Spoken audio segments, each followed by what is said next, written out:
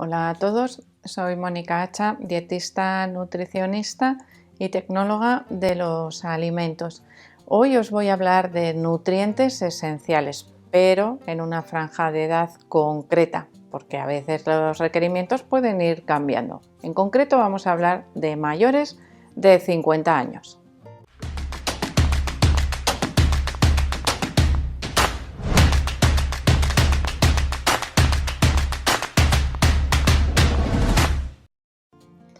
Cuando vamos cumpliendo años, muchas veces nos olvidamos de que nuestros requerimientos pueden verse alterados o de que podemos tener ciertas dificultades a veces para la absorción y la utilización de algunos nutrientes, porque evidentemente nuestro sistema digestivo también va envejeciendo y a veces, bueno, pues ya no es tan sencillo absorber o digerir algunos alimentos para absorber esos nutrientes. Cuando hablamos de nutrientes esenciales, hablamos de macronutrientes, hidratos de carbono, proteínas, grasas, micronutrientes, vitaminas y minerales y vamos a decir, alimento que no es considerado un verdadero nutriente, pero que también es esencial, que serían dos en realidad, el agua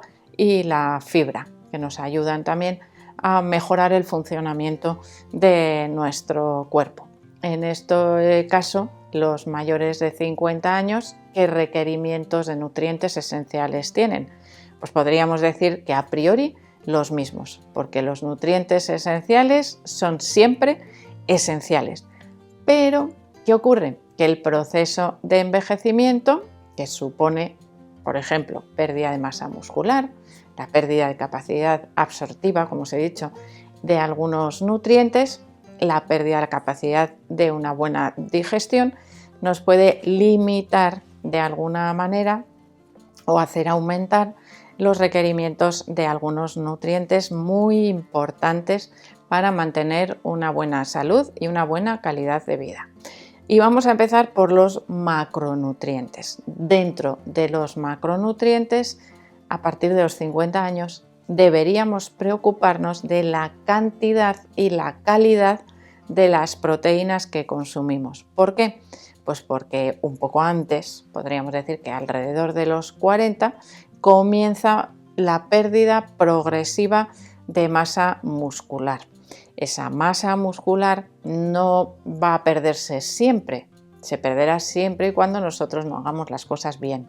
Es importante que mantengamos ejercicio físico, actividad física, que mantenga activa esa masa muscular y además que aportemos suficiente cantidad de proteínas a través de la dieta. ¿Cuánto? Se suele recomendar en esta franja de edad en condiciones normales, no vamos a poner un súper deportista, que también los hay, por supuesto, a partir de los 50 años, pero vamos a decir en condiciones normales serían entre 1 gramo y 1,5 gramos por kilogramo de peso, de requerimientos de proteínas, que deben ser de alto valor biológico. Y hay un aminoácido esencial, en concreto la leucina, que sería un aminoácido limitante, que condiciona la utilización del resto de los aminoácidos para la síntesis o el mantenimiento de la masa muscular. ¿De dónde obtenemos esta leucina? Pues evidentemente del consumo de carnes, pescados, lácteos, por ejemplo, e incluso los huevos. Serían los alimentos que principalmente nos lo proporcionan y sería más escasa en alimentos de origen vegetal. Aquí tenemos, esto nos lo dicen un poco las estadísticas, ¿no? Entre los 40 a 50, vamos a decir hasta los 60 años, cuando se acaba la vida laboral, el consumo de carne, especialmente en hombres, suele ser bastante abundante, luego va cayendo, problemas dentales, problemas de digestión. Sin embargo, en esta franja de edad el consumo de carne entre las mujeres es más bajito. Se consume mucha menos carne en el caso de las mujeres que de los hombres, probablemente por una asociación también con el peso porque muchas veces pensamos que comer más vegetales y menos carne nos ayuda más fácilmente a mantener el peso, y tenemos que tener cuidado de no reducir o no disminuir excesivamente el contenido en proteínas de la dieta. A medida que vamos cumpliendo años, es importante que nos preocupemos de mantener un suficiente aporte de vitamina B6. Es una de las vitaminas que participa activamente en el metabolismo, en el consumo, en la obtención de energía, en el consumo de glucosa, de la energía que obtenemos a través de la dieta, en la mejora de esa obtención de energía. La obtenemos principalmente de alimentos de origen animal, carnes y pescados, aunque también está presente en otros alimentos vegetales, como por ejemplo el aguacate. De esa manera, pues tendríamos suficiente aporte de vitamina B6, que también participa a nivel neurológico y en la síntesis de los glóbulos rojos. Y aquí añadimos otra vitamina más conocida que la B6, que sería la vitamina B12, que también la obtenemos en este caso exclusivamente de alimentos de origen animal y no está presente en ningún alimento de origen vegetal. Y además, ¿qué ocurre? Que a medida que cumplimos años, nuestro proceso digestivo, a veces puede ser un poquito más lento. Para que realmente absorbamos y podamos utilizar esa vitamina B12, necesitamos suficiente acidez estomacal.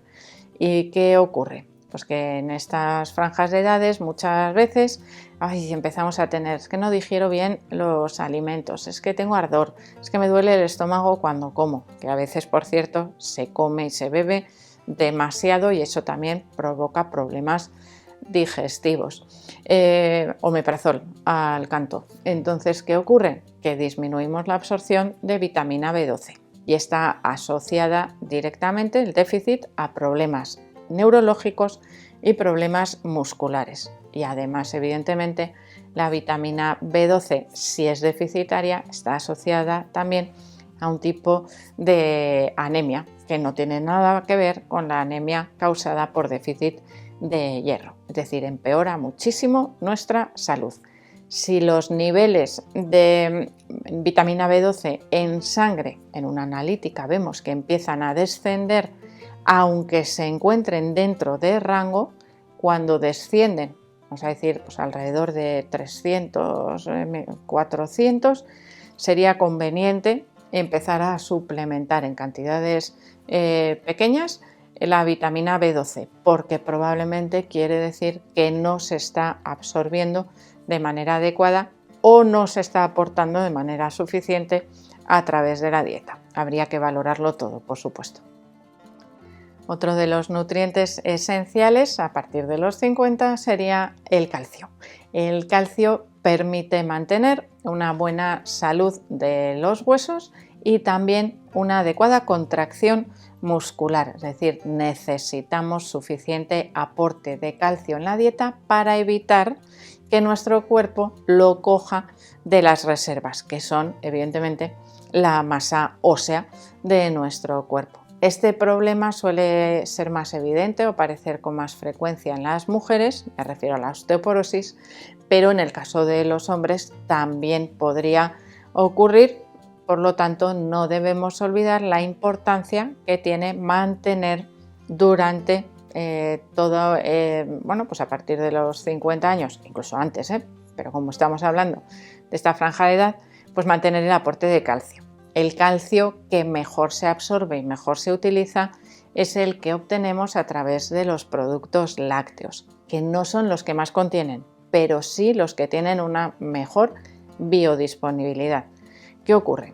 Pues otra vez, problemas digestivos. Es que me sienta mal la leche y elimino todos los lácteos. Pues tenemos otros, como el yogur y el queso, que también nos proporcionan esa cantidad de calcio necesaria para mantener la densidad de los huesos a largo plazo y evitar que mi cuerpo tire de ahí, de ese depósito, para conseguir la cantidad de calcio suficiente para mantener otras funciones. para mi cuerpo los huesos son secundarios. Es prioritaria la contracción muscular, evidentemente, porque es lo que puede mantener al corazón funcionando, a los pulmones también respirando. Y asociado a ese contenido en calcio y a esa salud de los huesos, salud muscular, podríamos decir que la vitamina D también tiene un papel importantísimo. A través de la dieta conseguimos poca cantidad de vitamina D, o al menos no la suficiente.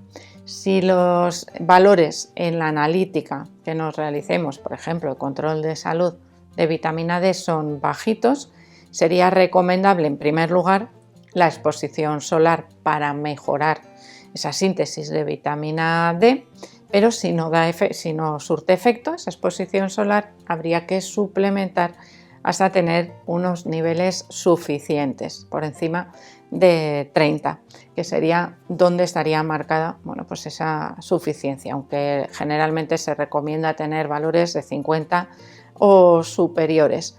Con esa suplementación importante, si suplementamos con vitamina D, que lleve también vitamina K2, para que esa mejora del metabolismo del calcio favorezca su depósito en los huesos y no en otros tejidos por los que el calcio puede tener cierta afinidad, como pueden ser las paredes de las arterias. Os recuerdo que cuando hablamos de nutrientes esenciales, todos siguen siendo esenciales, es decir, no debo saltarme el aporte de ningún nutriente, pero evidentemente, por las condiciones físicas de una persona de 50 años, fisiológicas, es decir, de cómo funciona nuestro cuerpo, no son iguales que un chaval de 14 años o un joven de 20. Y a medida que vamos cumpliendo años y vamos envejeciendo, pues el funcionamiento de nuestro cuerpo también se puede ir alterando. Si eso nosotros lo tenemos en cuenta, yo os digo que es importante hacerse revisiones de salud de vez en cuando, algún chequeo, alguna analítica que nos permita saber cómo va todo, ¿no? A nivel de metabolismo, a nivel de anemia, si tenemos problemas hepáticos, lo que sea. En un chequeo básico podemos ver muchísimas cosas y de esa manera ir adaptando también la alimentación y tratando de no hacer restricciones excesivas en algunos alimentos que nos puedan alterar el aporte de nutrientes. Nutrientes que en esta edad, que pueden ser, no vamos a decir doblemente esenciales porque siguen siendo esenciales, pero que pueden ser más difíciles de absorber o de utilizar. Así que espero que el vídeo os sirva de ayuda y por supuesto que le deis al like. No dejéis de suscribiros al canal y espero seguir viéndoos a todos en los próximos vídeos.